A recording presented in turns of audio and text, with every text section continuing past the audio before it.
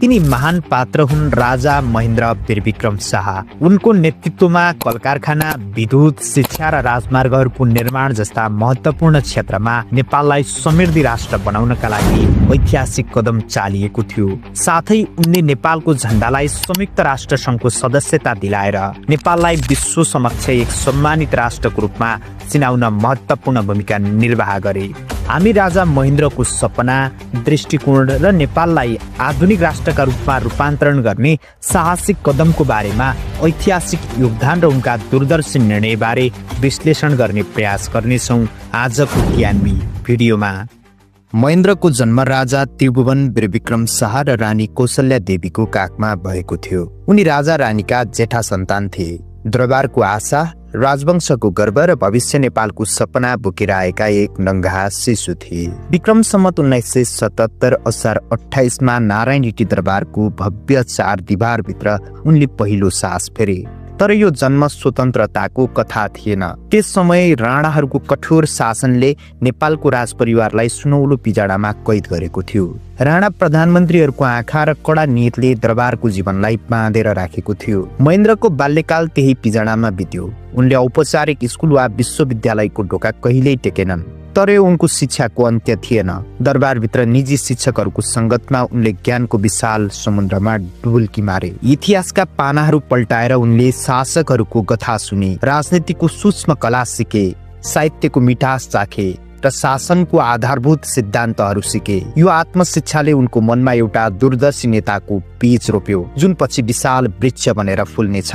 उनको यो प्रारम्भिक जीवनले उनलाई किताबी ज्ञान भन्दा परको चेतना दियो, जसले उनको भविष्यको शासन शैलीलाई आकार दियो। महेन्द्रको व्यक्तिगत जीवन पनि उनको शाही यात्राको एउटा महत्त्वपूर्ण हिस्सा बन्यो। विक्रम सम्वत 1997मा उनले राणा परिवारकी इन्द्र राज्यलक्ष्मी देवीसँग विवाह गरे। यो विवाहले राणा र शाह बीचको सम्बन्धलाई जोड्यो, तर यो सम्बन्ध लामो समयसम्म टिकेन। इन्द्रको स्वास्थ्यले साथ नदिँदा उनको जीवन छोटो बन्यो। पछि महेन्द्रले उनकै बहिनी रत्न राज्यलक्ष्मी देवीसँग दोस्रो विवाह गरे। यो विवाहले उनको जीवनमा नयाँ रङ थप्यो र उनको परिवार ठूलो बन्यो।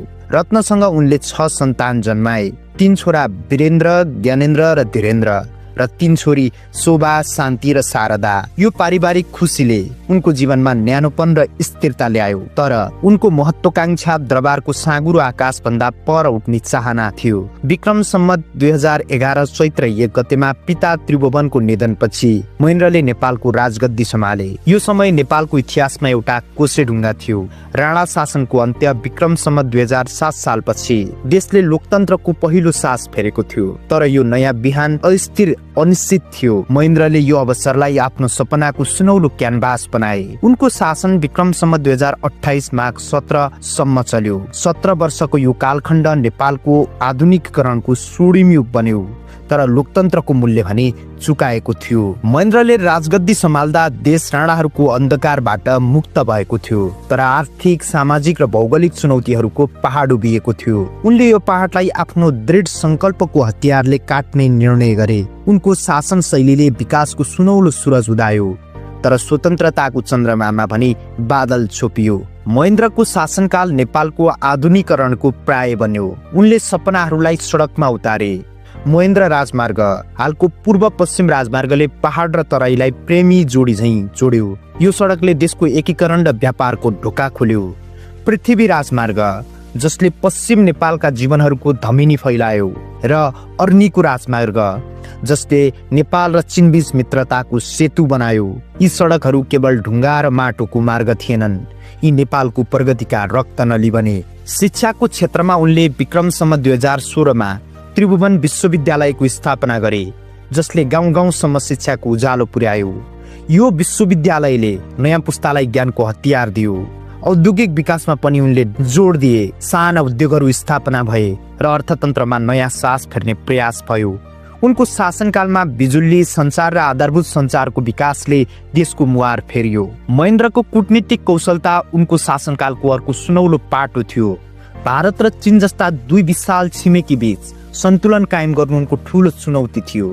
उनले यो चुनौतीलाई अवसरमा बदले। असंलग्न आन्दोलनमा सक्रिय सहभागिता र संयुक्त राष्ट्र संघको सदस्यता विक्रमसम्म 2012ले नेपाललाई विश्व मञ्चमा चिनायो। उनको विदेश भ्रमण र अन्तर्राष्ट्रिय मञ्चहरूमा उनको उपस्थितिले सानो देशको ठूलो आवाज बनायो। उनले शान्तिको क्षेत्रको अवधारणा प्रस्तुत गरेर नेपाललाई विश्वको शान्ति सन्देशवाहक बनाउने सपना देखे। एक भाषा एक भेष एक देशको नारा महेन्द्रको शासनकालको मूल मन्त्र बन्यो। उनले राष्ट्रिय एकताको सन्देश पुगेर देशलाई एक सूत्रमा बाँध्ने प्रयास गरे। दास प्रथा उन्मूलन विक्रमसम्म 2013 उनको सामाजिक सुधारको ठूलो कदम थियो। यसैले हजारौं नेपालीलाई स्वतन्त्रताको सास फेर्ने मौका दियो। भूमि सुधारको प्रारम्भिक कदमले गरिब किसानहरूको जीवनमा आशा जगाउने कोसिस गर्यो। उनले नेपाली संस्कृति, पहिरन र भाषालाई संरक्षण गर्न जोड दिए। दौरा सुरुवाल र ढाका टोपी उनको शासनकालको पहिचान बन्यो। नेपाली भाषालाई राष्ट्रिय भाषाको रूपमा स्थापित गरेर उनले संस्कृति एकताको आधार बनाए। तर यो नीतिले नेपालको बहुरङ्गी संस्कृतिलाई एकरूपताको कालो छायामा पार्यो भन्ने आलोचना पनि उठ्यो। महेन्द्रको शासनकालको सबैभन्दा ठूलो विवाद विक्रमसम्म 2017 पुस 1 गते सुरु भयो। निर्वाचित प्रधानमन्त्री विश्वेश्वर प्रसाद कोइराला यानि बीपी कोइराला र उनको सरकारलाई अपदस्थ गरे उनले। त्यसपछि पञ्चायती व्यवस्था लागू गरे। यो दलबिन पञ्चायती प्रजातन्त्रले उनलाई शक्तिको शिखरमा पुर्यायो, तर लोकतन्त्रको कमोल बिरुवालाई भने कुल्चिदियो। उनले यो कदमलाई नेपालको सुहाउँदो प्रजातन्त्रको संज्ञा दिए, तर यसले राजनीतिक स्वतन्त्रता र अभिव्यक्ति स्वतन्त्रतालाई बन्द गरायो। परिवार र नजिकका व्यक्तिलाई शक्तिमा राखेको आरोपले उनको छविमा कालो दाग लाग्यो। पञ्चायत व्यवस्थाले विकासको गति त तीव्र बनायो, तर जनताको आवाज दबायो। यो कदमले उनलाई कोही सपनाको सर्जक ठान्न थाले, कोही स्वेच्छाचारी शासकको कालो छाया देख्न थाले। महेन्द्र केवल शासक थिएनन्, उनी जीवनका रङमा रमाउने बहुआयामी व्यक्तित्व थिए। उनी कवि थिए। उनका कविताहरूले भावनाको गहिराई बोकेका छन्। गंगा लहर जस्ता रचनाले उनको साहित्य संवेदनशीलता झल्काउँछन्। उनी शिकारी थिए। जंगलमा शिकारको रोमाञ्च उनको मनोरञ्जन बन्थ्यो र उनी प्रकृति प्रेमी थिए। हिमाल, पहाड र तराईको काखमा उनले शान्तिको सास फेर्थे। यो मानवीय पक्षले उनलाई जनताको नजिक ल्यायो। महेन्द्रको जीवनको अन्तिम अध्याय स्वास्थ्य समस्याले ग्रस्त बन्यो। हृदय रोग र अन्य स्वास्थ्य समस्याले उनलाई कमजोर बनायो। विक्रमसम्म 2028 उनी चितवनको भरतपुर स्थित दियालो बंगलामा आराम गर्न गएका थिए। त्यही विक्रमसम्म 2028 माघ 17 गते उनले अन्तिम सास फेरे। उनको मृत्युपछि गद्दी उनका जेठा छोरा वीरेन्द्र वीरविक्रम शाहको काँधमा आयो। उनको मृत्युले एउटा युगको अन्त्य त भयो, तर उनको विरासत जीवित नै रह्यो। राजा महेन्द्र एउटा यस्तो व्यक्तित्व थिए जसले नेपालको विकासको सुनौलो शिखरमा पुर्याए, तर लोकतन्त्रको बलिदानमा उनको कथा एउटा रंगीन पहेली हो, जहाँ हरेक रङहरूले फरक कथा भन्छ।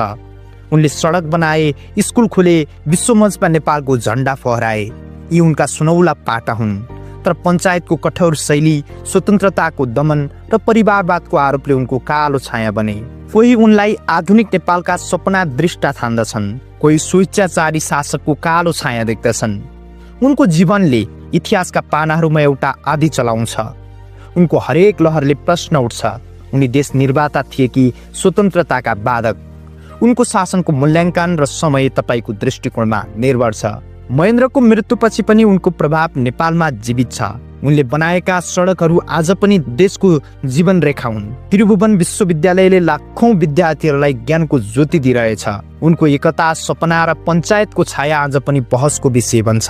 उनको शासनको कथा एउटा यस्तो गीत हो जसमा उज्यालो र अँध्यारो दुवै स्वर गुन्जिन्छन्। राजा महेन्द्रको यो कथा सुनेर तपाईलाई कस्तो लाग्यो? विकास र शक्तिको यो संगमले नेपाललाई कहाँ पुर्यायो? आफ्नो विचार कमेन्ट बक्समा लेख्न नबिर्सनुहोला। हौस् त, आजको भिडियोमा यति नै। फेरि अर्को भिडियोमा भेट्ने नै छौँ। धन्यवाद।